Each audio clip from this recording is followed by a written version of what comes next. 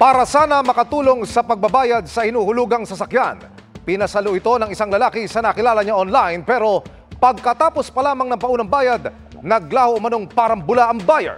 Sumaklolo ang inyong kapuso action man. Mahigit 700,000 piso ang nabiling sasakyan ni Joy noong Disyembre 2020. Kada buwan, hinuhulugan niya ito ng 15,000 piso. Pero nang mawala ng trabaho Agosto ng nakaraang taon, naghanap siya ng sasalo o tutulong sa kanya para magbayad ng mahigit 300,000 piso para sa sasakyan. Nag-post siya sa isang pasalo social media page at doon nakilala ang nakatransaksyon itago natin sa pangalang Marie. Nagkaroon kami ng deal na bibigyan niya ako ng down payment. Naibigay niya sa akin 80K lang.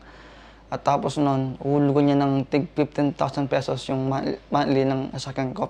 Makaraang matanggap ang paunang bayad, ipinaiwan daw ni Marie kay Joy ang sasakyan sa Santa Mesa, Maynila. Hindi raw nagbigay kay Joy ng cellphone number o address si Marie dahil sa social messaging app lang sila nag-uusap. Nung October na, sinisingil ko po siya pero hindi na po siya nagpaparandam sa akin at tinanong niya ako binayaran ng... Pero dahil kay Joy pa rin nakapangalan ng sasakyan, siya ang hinahabol ng bangko na magbayad ng utang. Hindi po biro yung stress na ginawa sa akin ng taong yan kasi pati trabaho ko, pamilya ko, naapektuhan na po. Gusto ko lang po sanang may solid talaga yung sakyan ko at may balik sa bangko dahil hinahanap na po talaga ako ng bangko.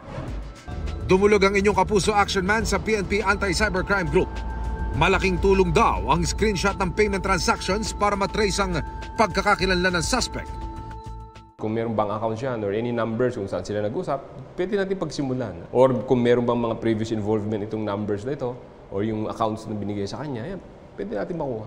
Kapag mga ganyan, it's either swindling stuff, yan, or pwede rin computer-related fraud. So, depende sa ebidensya na sasabihin sa atin ng biktima. Sinubukan naming makuha ang panig ni Marie sa pamamagitan ng pag-message sa kanyang social media page pero wala siyang tugon sa amin. Pinaiimbestigahan na rin namin ang sumbong sa PNP Highway Patrol Group Special Operations Division para maipaalerto ang sasakyan. Ang social media ay maganda yung intention. Pero pagdating sa ganyang transaksyon, lalo na pag mayroong pera or sabi ng investment or any kinds of transaction basta involve ang pera, eh medyo mag-iingat tayo. Huwag tayong basta-basta maniniwala.